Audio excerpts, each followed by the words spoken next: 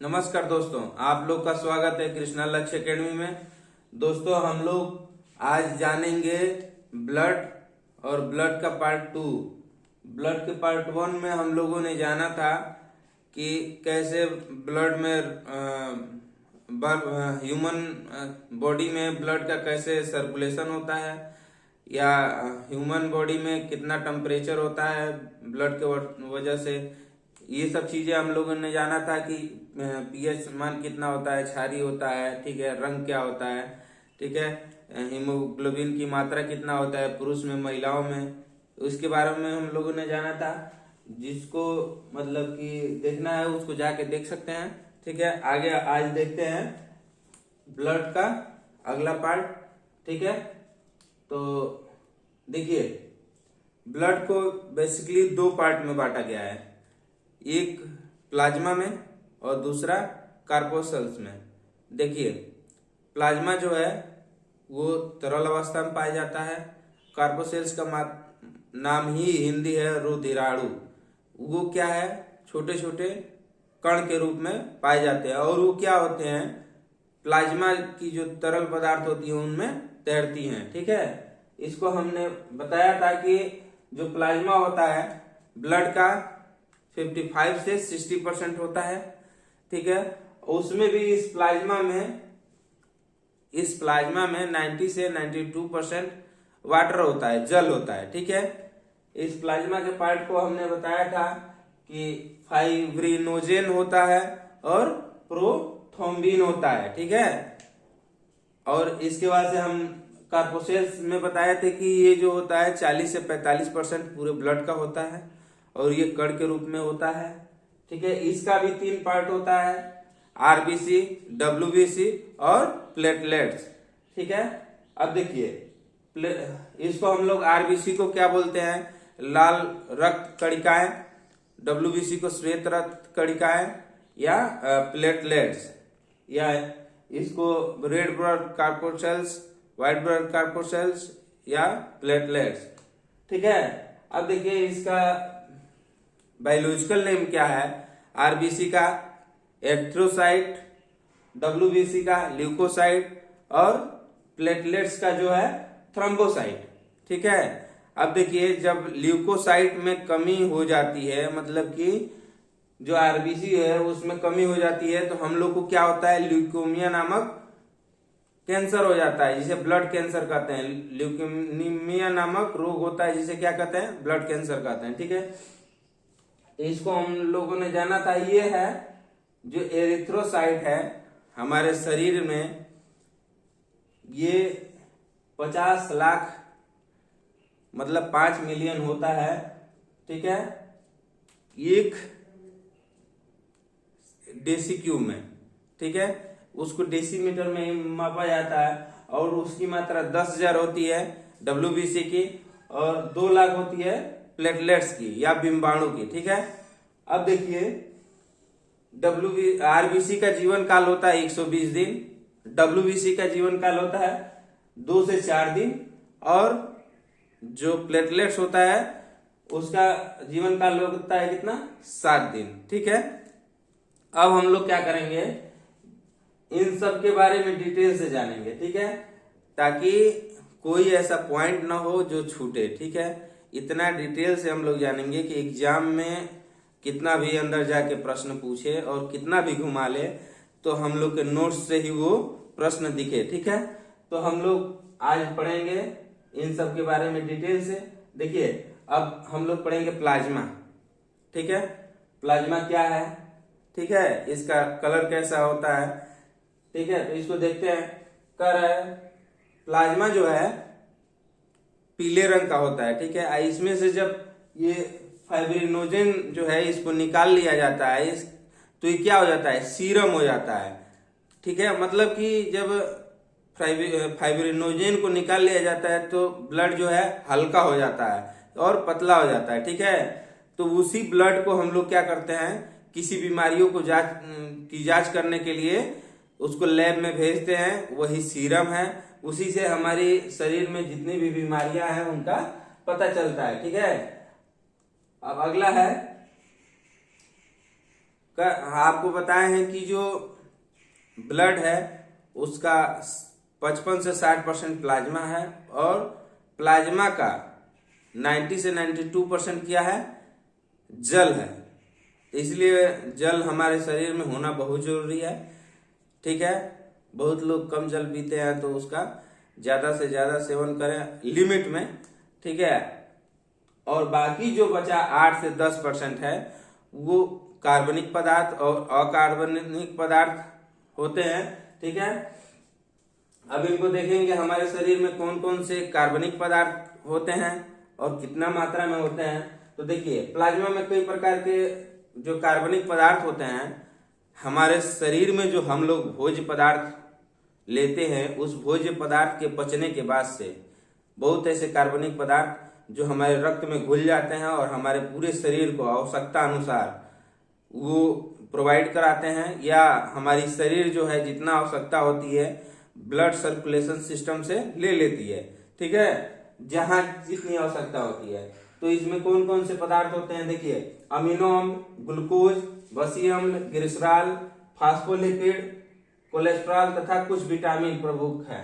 ठीक है, कह रहा है शरीर के विभिन्न कोशिकाएं इन पदार्थों को रक्त से आवश्यकता अनुसार अवशोषित करती हैं। देखिए, जो फैट है, इसमें जो वसी अम्ल है, ये हमारे शरीर में जब इकट्ठा होती हैं, जब कभी भी हमारे शरीर को मान लीजिए भोजन नहीं मिला, तो इन्हीं फैटी एसिड को कुछ देर के लिए गला के और एनर्जी हमारे शरीर में प्राप्त किया जा सकता है। वैसे ही मान लीजिए ग्लिसरॉल जो है, हमारे शरीर में जितनी भी चमक होती है, शाइनिंग होती है, ग्लिसरॉल के कारण ही होता है। ठीक है, और मान लीजिए कि ये ग्लूकोज है, हमारे शरीर को जब भी एनर्जी की कमी होती है तो क्या हमें ग्लूकोज चढ़ाया जाता है। तो भोजन से जो ग्लूकोज मिलता है हमारी हमेशा एनर्जी लेवल को मेंटेन रखने का काम करता है। अगला पॉइंट है प्रोटीन। अब इसमें कौन कौन सी प्रोटीन पाई जाती है, देखिए, फाइब्रिनोजेन पाया जाता है, प्रोथ्रोम्बिन पाया जाता है, एल्बुमिन पाया जाता है। ये सब क्या है, इसके प्रमुख प्रोटीन है। ठीक है, जो प्लाज्मा में मिलती हैं। अब देखिए, उत्सर्जी पदार्थ। अब देखिए, हमारे शरीर में बहुत ऐसे पदार्थ होते हैं जिनको यदि हमारा शरीर उत्सर्जित ना करे, बाहर ना निकाले, तो हमें बहुत ज्यादा हमारे शरीर को नुकसान पहुंचाएंगे और हमें बीमारियां बढ़ जाएंगी, हमारे शरीर को नुकसान होगा। तो पदार्थ हैं जैसे अमोनिया। क्या होता है, मान लीजिए कि हम लोग वायुमंडल में रहते हैं, सबसे ज्यादा मात्रा में वायुमंडल से हमें नाइट्रोजन मिलता है, और जो हम लोग जल ग्रहण करते हैं उससे हाइड्रोजन, जल में H2O जो हाइड्रोजन होता है, H2O होता है, उसमें से हाइड्रोजन लेके अमोनिया का निर्माण करता है। अमोनिया गैस हमारे शरीर को बहुत ज्यादा अम्लीय बना देता है और हमारे लिए बहुत ज्यादा हानिकारक होता है। शरीर में दर्द होने लगता है, जब ऐठन होने लगता है, जब अमोनिया की मात्रा बढ़ जाती है। तो क्या करता है, ये जो ब्लड है उससे जो हमारी शरीर है वो अमोनिया को बाहर निकालने का काम करता है, या यूरिया को बाहर निकालने का काम करता है, या यूरिक एसिड को बाहर निकालने का काम करता है। तो ये उत्सर्जी पदार्थ जो है अमोनिया होगा, यूरिया होगा और यूरिक एसिड होगा। ठीक है, अगला पॉइंट है इसका हार्मोन तथा एंटीबॉडी। ये तो जितनी भी हार्मोन और एंटीबॉडी है हम अगली क्लास में इसको बताएंगे।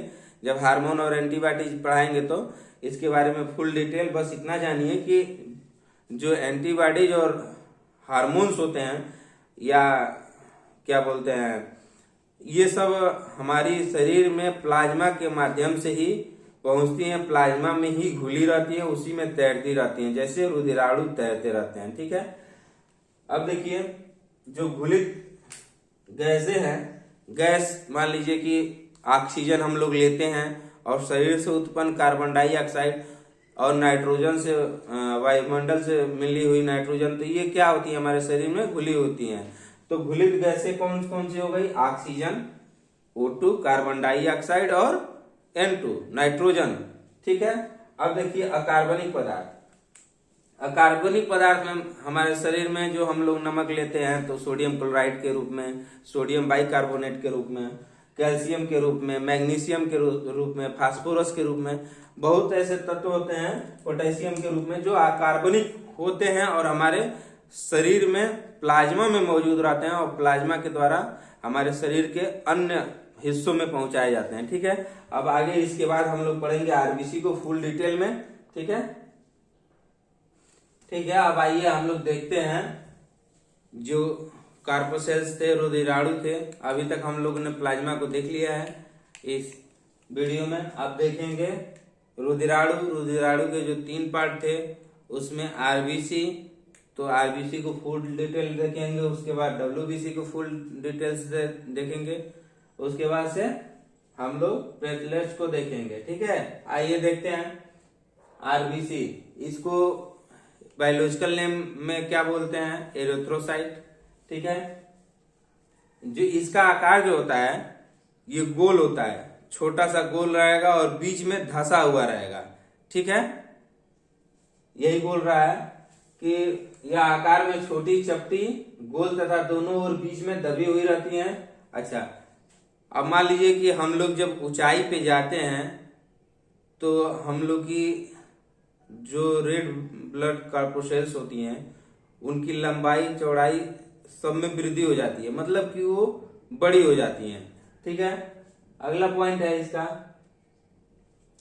देखिए प्लाज्मा में, डब्ल्यूबीसी में, इन सब में क्या होता है? लाइसोजाइम होता है। ठीक है, लाइसोसोम होता है। ये क्या करता है कि जो मान लीजिए कि प्लाज्मा तो मरता नहीं है, ऐसे डब्ल्यूबीसी हुआ, डब्ल्यूबीसी 4 दिन के बाद यदि उसकी कोशिकाएं मर गई तो उनको खाने का काम कौन करता है? लाइसोसोम करता है। लेकिन आरबीसी में लाइसोसोम नहीं होता है, तो आरबीसी के जो कोशिकाएं, मृत कोशिकाएं हैं, उनका भक्षण कौन करेगा?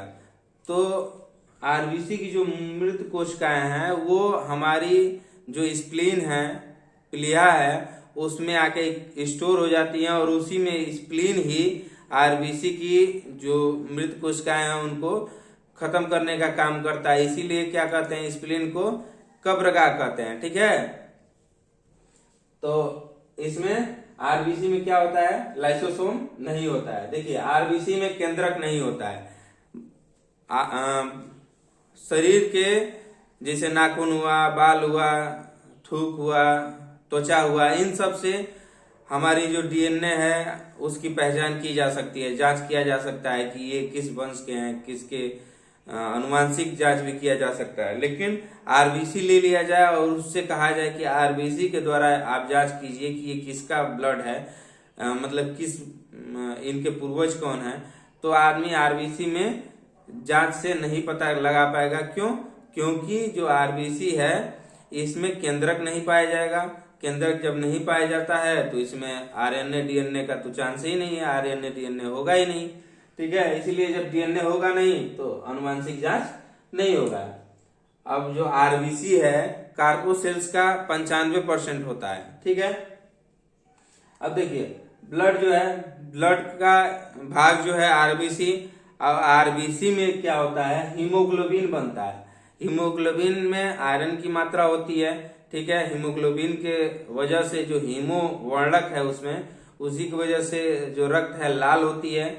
तो जब हीमोग्लोबिन की कमी हो जाती है हमारे शरीर में, या कह लीजिए कि आरबीसी की कमी हो जाती है, उसी को कहा जाता है खून की कमी, उसी को एनीमिया या रक्त अल्पता कहा जाता है। ठीक है, तो इस क्वेश्चन को 3-4 प्रकार से पूछेगा।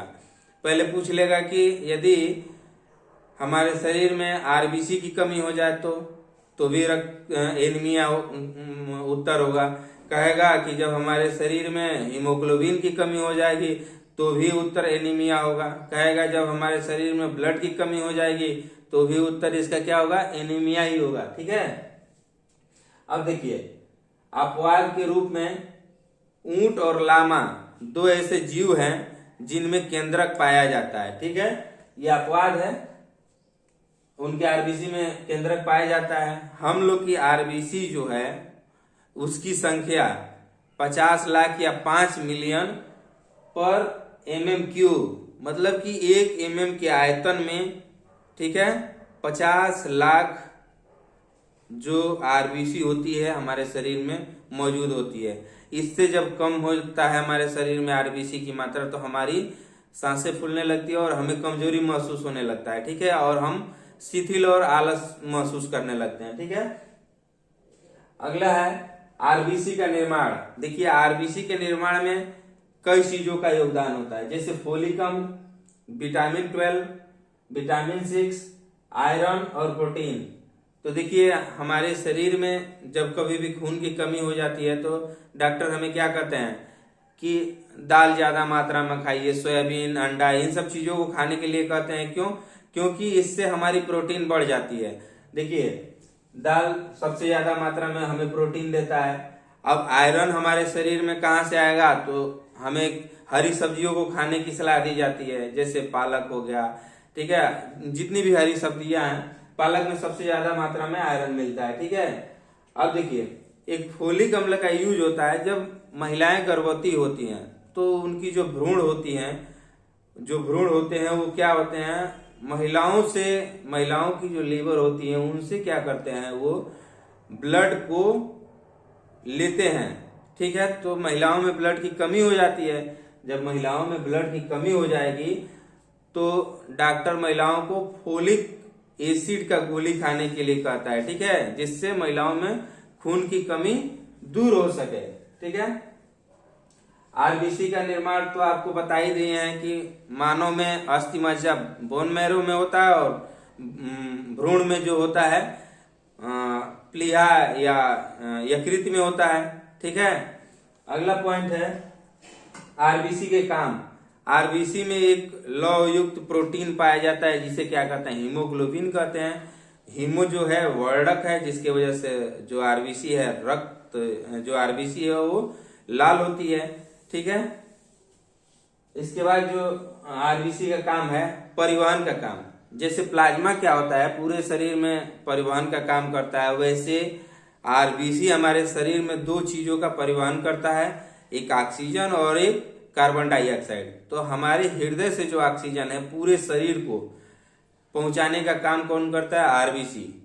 और जो कार्बन डाइऑक्साइड है पूरे शरीर से हमारे हृदय तक लाने का कार्य कौन करता है, आरबीसी, ठीक है। तो देखिए जब हमारे शरीर से वापस जब कार्बन डाइऑक्साइड को हमारे हृदय में पहुंचाया जाएगा तो उस प्रक्रिया को कार्बोक्सी हीमोग्लोबिन रक्त होती है उस प्रक्रिया में। और जब शरीर से हृदय में ऑक्सीजन को पहुंचाया जाता है तो उसको ऑक्सी हीमोग्लोबिन बोला जाता है, ठीक है। अब देखिए अब अगला जो पार्ट है इसका वो है डब्ल्यूबीसी को हम लोग श्वेत रक्त कणिकाएं कहते हैं, ठीक है। इसका आकार जो है अनिश्चित होता है, इसका कोई निश्चित आकार नहीं होता है। इसमें जो है लाइसोसोम भी पाया जाता है, लिम्फोसाइट पाया जाता है, इसमें केंद्रक भी पाया जाता है। इसीलिए डब्ल्यूबीसी ले जाके और हम उसकी डीएनए की जांच करा सकते हैं और उसमें मौजूद गुणों को जान सकते हैं, ठीक है। ये डब्ल्यूबीसी क्या है, बेसिकली हमारे रोगों से लड़ने की क्षमता डब्ल्यूबीसी में ही होता है। इसीलिए आदमी कहता है कि जब डब्ल्यूबीसी जिसका मजबूत रहेगा वो व्यक्ति स्वस्थ रहेगा और उसमें रोग नहीं प्रवेश करेंगे। देखिए अब इसमें डब्ल्यूबीसी में कुछ अवयव होते हैं, जैसे एंटीबॉडी होता है, लिम्फोसाइट होता है, मोनोसाइट होता है, न्यूट्रोफिल होता है और एस्नोफिल होता है, बेसोफिल होता है। देखिए इन सब के बारे में जानेंगे हम लोग कि इन सब का कार्य क्या होता है। देखिए एंटीबॉडी जो होता है, मान लीजिए कि कोई भी मच्छर, मक्खी या कोई भी कीटाणु हमारे शरीर पे काट दिया या उसमें अपना विष छोड़ दिया, तो जो एंटीबॉडी है वो उसको प्रवेश करने से रोकता है। जो कीटाणु काटे रहते हैं उनके विष को या हार्मोन को या जो भी हमारे लिए हानिकारक पदार्थ हैं उनको अंदर प्रवेश करने से रोकता है। रोकने का काम कौन करता है, एंटीबॉडी, ठीक है। यदि एंटीबॉडी नहीं रोक पाता है और अंदर वो प्रवेश कर जाता है तो जो लिम्फोसाइट है वो सूक्ष्म जीवों को क्या करता है, मार डालता है, मारने का काम करता है, मार के छोड़ देता है, ठीक है। उसका काम कितना है, इतना ही है कि बस मार के और छोड़ दिया, ठीक है। उसका अगला पॉइंट है मोनोसाइट, जो टी सेल, जिसको टी सेल बोलते हैं। मोनोसाइट का जो आकार है टी के समान होता है। तो मोनोसाइट जो क्या करता है, जो लिम्फोसाइट मार के छोड़ दिया रहता है उसको खा जाता है, मतलब पचा देता है, उसका भक्षण कर जाता है, ठीक है, मोनोसाइट। इसीलिए उसका अब जो ज्यादा खाएगा वो ज्यादा मोटा होगा, उसका आकार क्या होता है, बड़ा होता है, ठीक है। अब देखिए एक पॉइंट है कि HIV और कैंसर में क्या होता है कि लिम्फोसाइट ही मर जाता है। देखिए जब लिम्फोसाइट आदमी के शरीर में नहीं रहेगा तो वो जो रोग से लड़ने वाले सूक्ष्म जीव हैं, जो मतलब कि रोग को पहुंचाने वाले बनाने वाले जो सूक्ष्म जीव हैं, उनसे लड़ने के लिए कोई तैयार नहीं रहेगा। लिम्फोसाइट जो मार देता है वही नहीं रहेगा तो कौन मारेगा। जब कोई मारेगा नहीं तो मोनोसाइट खाएगा नहीं, तो हमारी शरीर धीरे धीरे अस्वस्थ होती जाती है और आदमी की मृत्यु हो जाती है कैंसर और HIV जैसे भयानक बीमारियों से, ठीक है। यही लिम्फोसाइट होता तो ऐसा नहीं होता, ठीक है। अगला पॉइंट है इसका, देखिए WBC जो है, WBC अवॉइडी होता है, ठीक है। और ये श्वेत रक्त का होता है, इसको ल्यूकोसाइट बोला जाता है बायोलॉजिकल लैंग्वेज में। इसकी जो संख्या होती है 10,000, मात्र 10,000 होती है पर mm³ में, मतलब कि 1 mm के आयतन में 10,000 ही जो WBC होते हैं वो मौजूद होते हैं, ठीक है। इसके बाद हम लोग पढ़ेंगे न्यूट्रोफिल, आइसनोफिल और बेसोफिल, ठीक है। तो आइए अब देखते हैं इसका जो स्नोफिल है, ये WBC का 1 से 4% होता है, ठीक है। और ये दानेदार होता है और इसका जो मुख्य कार्य जो है स्नोफिल का, ये हमारे ब्लड को एक्टिवेट रखता है, मतलब संवेदनशील होता है, एक्टिवेट रखता है हमारे ब्लड को कि हमारे किस अंग में कौन सा रोगाणु या सूक्ष्म जीव आ गए हैं, उनको मारने का, उनको एडजस्ट करने का काम करने के लिए कौन प्रेरित करता है, तो स्नोफिल जो है वो प्रेरित करता है कि हमें ये सूक्ष्म जीव जो है हानिकारक है, यहाँ इस चीज की कमी है, ये एक्टिवेट करने का काम कौन करता है, स्नोफिल करता है। अब देखिए बेसोफिल, WBC का 0.5% होता है बेसोफिल।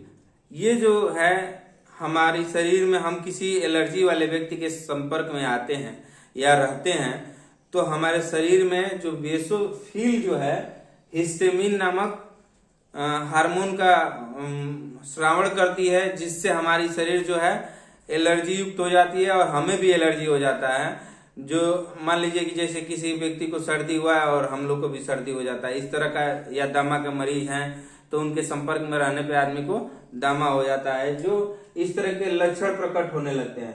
कह रहा है एलर्जी के संपर्क में आते ही बेसोफिल जो है हिस्टामिन स्रावित करती है, ठीक है, जिससे एलर्जी हो जाता है और राइटिनिस और दमा के लक्षण प्रकट हो जाते हैं। तो ये हो गया बेसोफिल।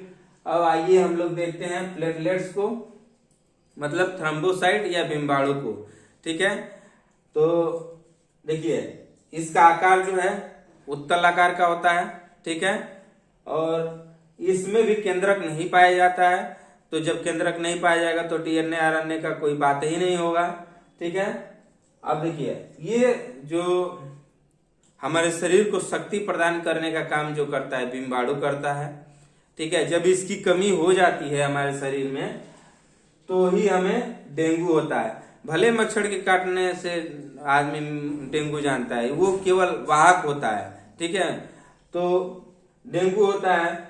अब डेंगू से रक्षा के लिए अभी मान लीजिए डेंगू में क्या होता है, हमारी प्लेटलेट्स घट जाती है, जिसकी संख्या 2 लाख होती है, 2 लाख पर mm³ होता है, या हमारी 1 mm के आयतन में 2 लाख प्लेटलेट्स होते हैं।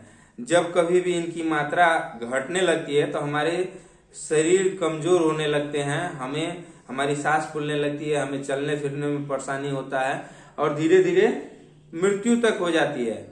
कब, जब मान लीजिए कि 2 लाख से घट के जब 30-40 हजार पे आ जाता है तो आदमी को बहुत ज्यादा परेशानी बढ़ जाता है। तो इन सबको मेंटेन रखने के लिए मान लीजिए कि जब घटने लगे तो उसको मेंटेन रखने के लिए मान लीजिए गिलोय हो गया, एलोवेरा हो गया, बकरी का दूध हो गया, कीवी फल हो गया, चाहे कोई भी फल हो गया, डॉक्टर सलाह देते हैं कि मतलब कि जब भी आपको प्लेटलेट्स घटने लगे तो इन चीजों का सेवन करें। ठीक है, तो अब हम लोग आज आरबीसी, डब्ल्यूबीसी और प्लेटलेट्स के बारे में जान लिया है। अब अगला जो है, अगले पार्ट में हम लोग ब्लड क्लॉटिंग क्या होता है और हम जानेंगे कैसे खुद बिना डॉक्टर के बताए आदमी अपना ब्लड ग्रुप कैसे जान जाएगा, इसको हम बताएंगे अगले वीडियो में। ठीक है, यदि आप इसको एक बार देख लीजिएगा। मेरे द्वारा यदि बताया गया जानकारी आपको अच्छा लगे तो हमारे चैनल को लाइक और सब्सक्राइब कर दीजिएगा। धन्यवाद, नमस्कार।